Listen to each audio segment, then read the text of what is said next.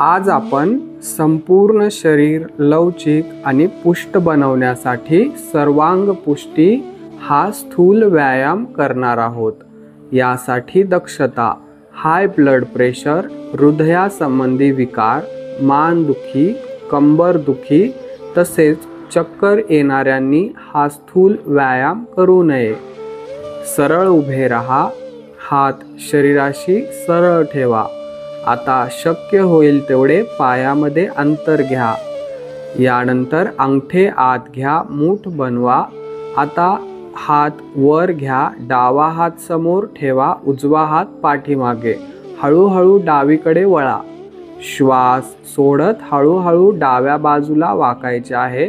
कपाळ गुडघ्याला लावण्याचा प्रयत्न करा। हात बदला।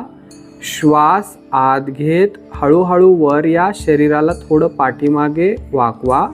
आता श्वास सोडत हळूहळू उजवीकडे वाका। हात बदला। कपाळ गुडघ्याला लावण्याचा प्रयत्न करा। श्वास आत घेत वर या, हात खाली घ्या, विश्राम करा। लाभ: वजन कमी करण्यासाठी हे मदत करते।